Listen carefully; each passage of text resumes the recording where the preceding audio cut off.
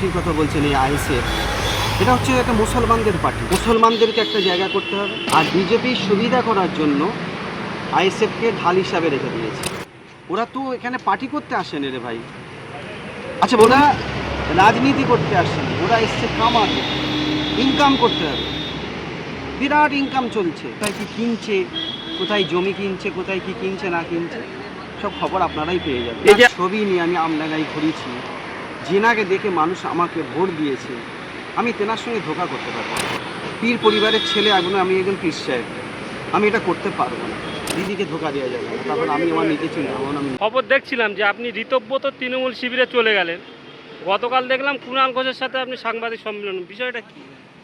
দেখেন, চিনার কথা বললেন, তিনি আমাকে টোটাল মিথ্যে কথা বলেছিলেন যে আপনি এখানে সই করুন, এটা বিধানসভা সব সই হচ্ছে, আর এই সইগুলো সব দিদির কাছে যাবে, দিদির রায় যেটা আসবে সেভাবে আমরা চলব।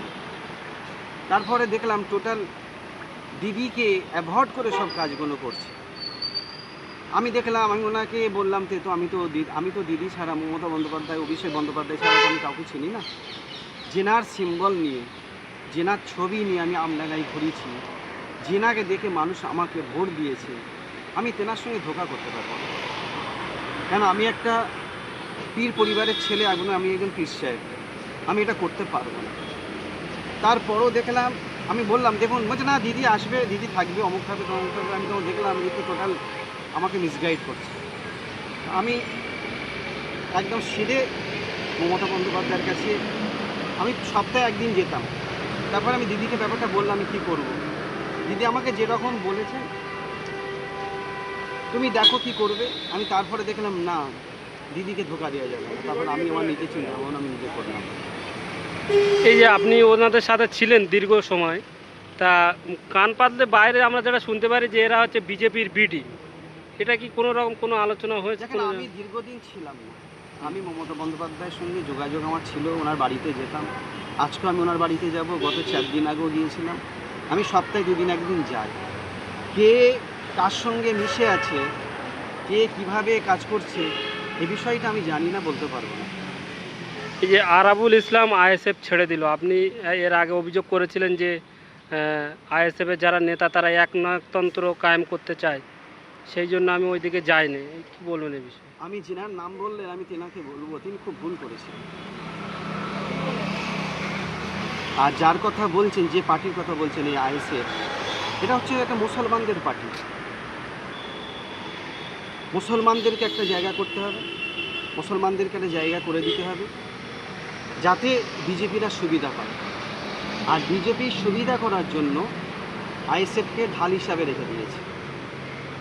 আর যার কথা বললেন যে ওনাকে, আমি যখনই আইএসএফে গিয়েছিল আমি জানি যে আরাবুল সাহেবকে এরা ইউজ করবে, ব্যবহার করে ছুঁড়ে ফেলে দেবে।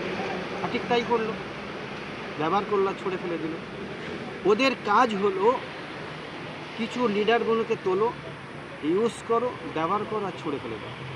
আইএসএফে কেন বড় বড় নেতৃত্ব তৈরি হচ্ছে না কেন, কি মনে হয়? ওরা তো এখানে পার্টি করতে আসেনি রে ভাই। আচ্ছা বলুন তো, 30টা না 32টা জায়গায় ওরা প্রার্থী দিয়েছিল, একটা জায়গা তাও মানে বিজেপির সুবিধার জন্য ওরা জিতেছে, তাও বিজেপি ওদেরকে ওনাকে জিতিয়ে ঘরে পাঠিয়ে দিয়েছে। মানে মুখ্যমন্ত্রী যেটা বললো আর কি, যেটা বললেন আমাদের মুখ্যমন্ত্রী সাহেব যেটা বললেন যে আমার সুবিধাতে আপনি জিতে এসেছেন, আর আপনার জায়গাটাই যিনি জেল খাটছে সে এসে বসতো।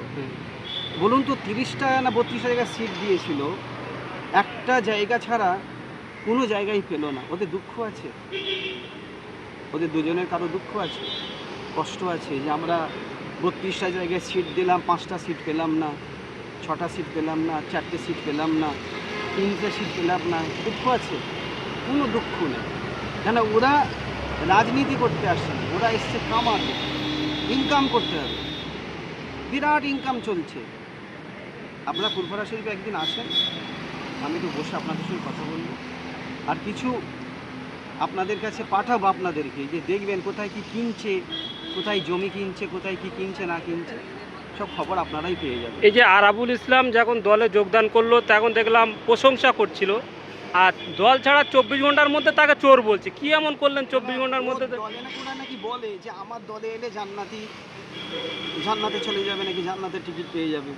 তো যখন উনি গেল আরাবুল ইসলাম সাহেব, তো তখন তো খুব ভালো ছিল যে পবিত্র হয়ে গেছে, এবারে জান্নাতের টিকিট পেয়ে গেল, এবার জান্নাতে চলে যাবে, ওদের দুজনের সঙ্গে নাকি জান্নাতে যাবে, সব কিছু সব ক্লিয়ার হয়ে গেল। আবার নাকি চলে আসার পরে আবার বলছে আমরা ও জান্নাতে যেতে পারবে না, ও জাহান্নামেই চলে গেল, জাহান্নামেই চলে যাবে। আর পরিবর্তন করে তো আল্লাহ।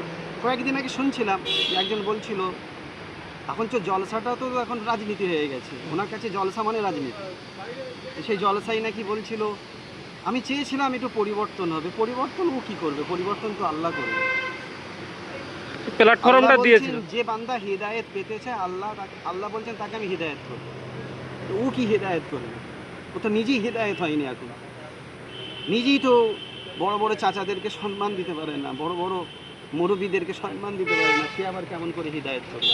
এই যে আরাবুল ইসলামের যে কামব্যাক, কিন্তু তিনি মমতা বন্দ্যোপাধ্যায়ের কাছে না গিয়ে ঋতব্রত ওটা ব্যানার্জি। আমি বলতে পারছি না, সম্পূর্ণ ব্যক্তিগত ব্যাপার, উনি কোন দিকে থাকবে না থাকবে ওনার নিজস্ব ব্যক্তিগত ব্যাপার। দেখেন, যে অন্যায় করবে তাকে ভুগতে হবে। যদি উনি অন্যায় করে থাকেন উনি সাজা পাবেন, আর যদি অন্যায় না করে থাকেন উনি খালাস দেখে তো খালাস পেয়ে যাবেন। একটা প্রশ্ন ভাইজান, এই যে অন্নপূর্ণা যোজনা নিয়ে যেভাবে আন্দোলন হচ্ছে, কি বলবেন? মানে টাকার জন্য মানুষ তো। আমি কি বলবো, ওটা ওনারা দিচ্ছে, ওনারা বলবে। আপনি তো বিধায়ক। দিচ্ছে বিজেপি বলবে, ওই বিষয়ে আমি কিছু বলতে পারবো না, কি করবে না করবে, কতজনকে দিবে, দিবে কি দিবে না, না শুধু ভাওতা, এইসব বিষয়ে আমি কি বলতে পারবো। আমি শুধু একটাই কথা বলবো, উনি সিনিয়র তো, যিনি বলছেন ওনার চেয়ে অনেক বড়, অনেক সিনিয়র। তো আমি বলবো একটু কথাবার্তারা যদি একটু হিসাব করে বলা যায়। আমি তাদেরকে জ্ঞান দিচ্ছি না, তাও বলছি যে উনি একটা তো বড় সিনিয়র মানুষ, উনি তো 4 বারের এমএলএ, এমপি ছিলেন না, এবং রেলমন্ত্রীও ছিলেন, এবং 3 বারের মুখ্যমন্ত্রী ছিলেন। তো একটুখানি হিসাব করে একটুখানি সম্মান রেখে মনে হয় একটু কথা বলাটা আমার মনে হয় ভালো হয়।